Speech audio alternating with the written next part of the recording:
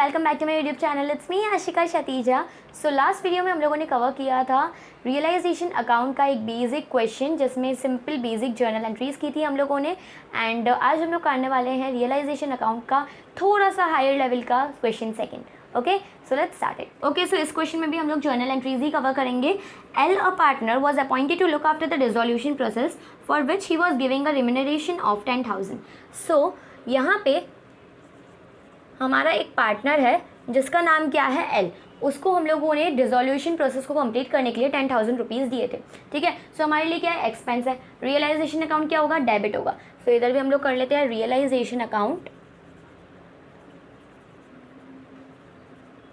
Debit to, पैसे किसको दे रहे हैं, एल, तो टू एल्स कैपिटल अकाउंट। कितने पैसे दे रहे हैं, 10,000 rupees. So just you have to write the amount. Okay, second, dissolution expenses of rupees 8,000 were paid by the partner M. अब यहाँ पे हमारे बिहाफ पे, फर्म के बिहाफ पे पार्टनर एम है, उसने 8,000 रुपीज़ पे कर दिए। ठीक है, सो अगर पार्टनर ने पे किए होते हैं रियलाइजेशन एक्सपेंसेस, तो हमारी एंट्री क्या होती है, क्योंकि पार्टनर ने पे किए तो पार्टनर को तो फर्म को देना ही पड़ेगा ना। सो इसकी एंट्री क्या होगी, रियलाइजेशन अकाउंट डेबिट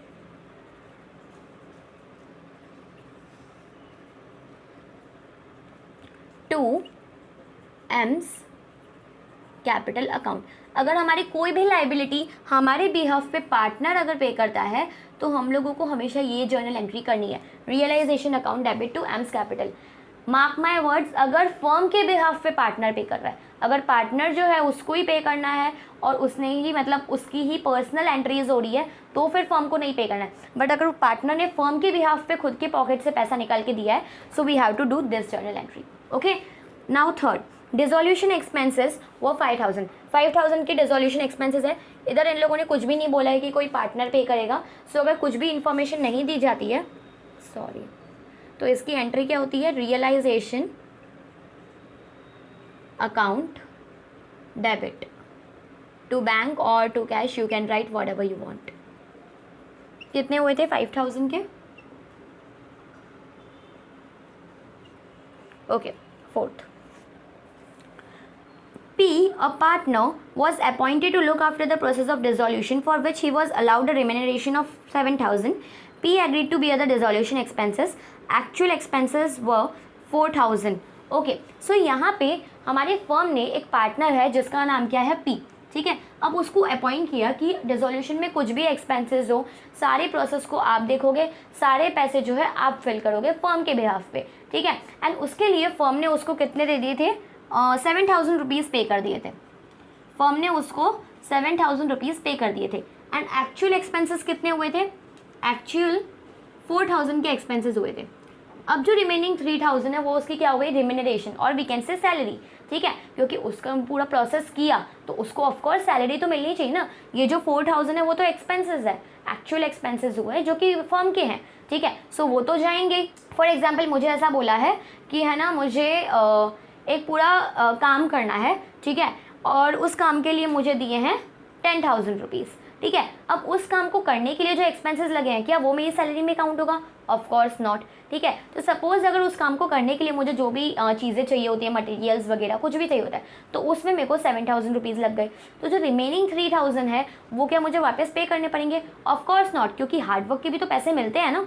ओके, सो वो जो हार्डवर्क के पैसे मिले हैं वो है 3,000। Same goes for here. यहाँ पे एक पी को पार्टनर को अपॉइंट किया जिसमें उसको 7,000 रुपीज़ दिए थे कि आपके डिसोल्यूशन एक्सपेंसेस है वो भी इसमें से ही कंप्लीट करो, एंड जो आपकी सैलरी है वो भी इसमें से ही आएगी। ठीक है, तो एक्चुअल डिसोल्यूशन एक्सपेंसेस निकले 4,000। तो अब जो रिमेनिंग 3,000 है वो पार्टनर वापस फर्म को नहीं देगा, क्योंकि जो रिमेनिंग 3,000 है वो उसकी सैलरी है। तो हमें क्या करना है, फर्म की क्या एंट्री होगी, फर्म की खाली इतनी एंट्री होगी कि भाई रियलाइजेशन, फर्म ने जो है वो उसने तो पार्टनर को पैसा दे दिया, अब उस पैसे का उसको जो करना है वो करे। ठीक है,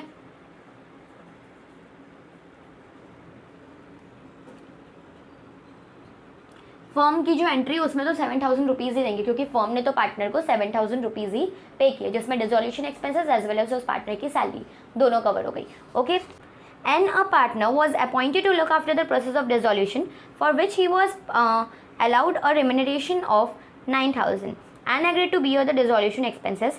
Actual dissolution expenses were ₹4,000 and it was paid by the firm. अब सिमिलरली यही केस है, ठीक है, बट इसमें थोड़ा सा ट्विस्ट है।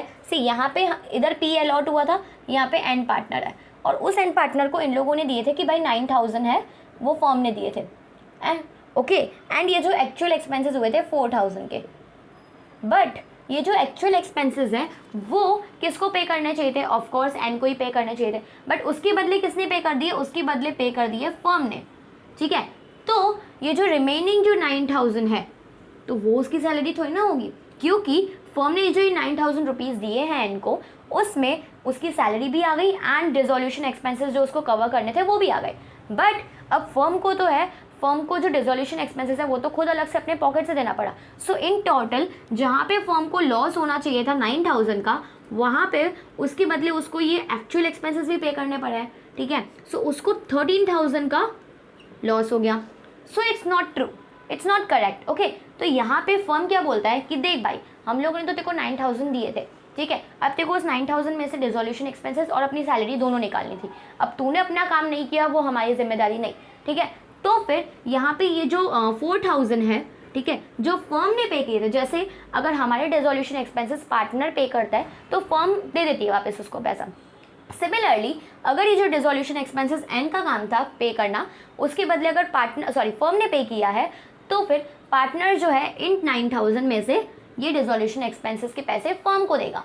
समझ में आ रहा है? सपोज कोई काम मुझे करना था बट मेरे बदले उसने कर दिया, ठीक है। अब उस काम की सैलरी मुझे 5,000 मिल रही थी, बट उसने कर दिया तो उसको जो है नहीं मिली, तो मैं क्या करूँगी, मेरी सैलरी जो है 5,000 की वो मेरे को उसको देनी पड़ेगी, क्योंकि काम मैंने नहीं किया है, काम उसने किया है। सिमिलरली यहाँ पे जो 9,000 है उसके अंदर से उसने बोला कि डिसोल्यूशन एक्सपेंसेस भी पे करने हैं, बट हमारे फर्म ने पे कर दिया। तो अब ये जो 9,000 में से 4,000 के जो एक्सपेंसेस है वो फर्म को किसको पे करना है? वो जो है एन को पे करना है, फर्म को, ठीक है। सो ये जो 4,000 है ये फर्म को क्या करने हैं? लेने हैं पार्टनर से। वो इस 5,000 का क्या कर रहा है? रिमेनिंग 5,000 के इनमें से 4,000 तो वो फर्म को देगा और जो 5,000 है वो उसकी सैलरी, ठीक है। अब इन 4,000 की ही एंट्री करनी है, बाकी 5,000 की सैलरी की उसकी क्या करना है उसको, वो उसके ऊपर है, वो उसका पर्सनल चीज़ है, बट उसको 4,000 फर्म को देने हैं। तो इस क्वेश्चन में हम लोगों की 2 जर्नल एंट्री होगी। एक जर्नल एंट्री कि हमारे फर्म ने एन को पैसे दिए रियलाइजेशन एक्सपेंसेस को फुलफिल करने के लिए, ठीक है। So first journal entry is realization account debit to N's capital account। But क्या वो प्रोसेस उसने किया? नहीं किया, ठीक है। वो क्या करा, पूरे के पूरे 9,000 अपने पास रख के बैठ गया, जो कि करेक्ट नहीं है। तो इसलिए जो डिसोल्यूशन एक्सपेंसेस होना चाहिए था वो हमारे फर्म ने कर दिया। अब फर्म ने कर दिया तो ऑफकोर्स पार्टनर को फर्म को वापस पैसा देना ही पड़ेगा, ठीक है। सो अगर फर्म पार्टनर दे रहा है फर्म को, तो उसकी एंट्री क्या होगी? N's capital account debit to realization account 4,000। Sixth, Q, a partner was appointed to look after the process of dissolution for which he was allowed a remuneration of 18,000। अब यहाँ पे हमारा एक पार्टनर है नया Q, ठीक है। पहले P था, फिर N आया, फिर Q आया। अब ये जो Q आया तो उसको हम लोगों ने रेम्यूनरेशन दिए थे 18,000, और इसमें से इसको सैलरी भी मिल गई एंड इसको डिसोल्यूशन एक्सपेंसेस भी देखने हैं। Q agreed to take over stock worth 18,000 as his remuneration. The stock had been already transferred to realization account. So यहाँ पे Q क्या बोलता है कि आप जो है, आप मुझे है ना पैसे मत दो, आप उसके बदले मेरे को एक एसेट दे दो, एंड देन बाकी जो भी रियलाइजेशन एक्सपेंसेस वगैरह होगा वो सब मैं खुद से देख लूँगा। तो फिर क्या इसकी जर्नल एंट्री होगी? नो, क्योंकि हमें किसी को पैसे देने हैं, उसके बदले हम लोग उसको एसेट दे रहे हैं, एंड एसेट के बदले वो हमारा काम कर रहा है। जैसे मैंने बताया कि अगर फॉर एग्जांपल जिसको हमें पैसे देने होते हैं उसके बदले, उसकी पेमेंट के बदले हम लोग उसको एसेट देते हैं, तो उसकी कोई एंट्री नहीं होती है। सिमिलरली यहाँ पे अगर हमको किसी से कुछ काम कराना है एंड उसके बदले वो हमसे एसेट मांगता है, कैश के बदले एसेट मांगता है, तो यहाँ पे अगर कैश का मूवमेंट हुआ ही नहीं है तो फिर मैं उसको पैसे क्यों दूँ, मतलब एंट्री क्यों करूँ, ठीक है। सो यहाँ पे इसका आंसर क्या होगा? No entry, done. Okay, I hope आपके लिए वीडियो यूजफुल रहा होगा। एंड अगर आपको इस क्वेश्चन में या तो फिर क्लास 12th अकाउंट्स के रिलेटेड कोई भी क्वेश्चन में अगर आपको डाउट है तो आप मुझे कमेंट सेक्शन में कमेंट कर सकते हो। एंड अगर आपके लिए वीडियो यूजफुल रहा हो तो उसको लाइक करना, शेयर करना एंड सब्सक्राइब करना। Meet you in the next video, bye.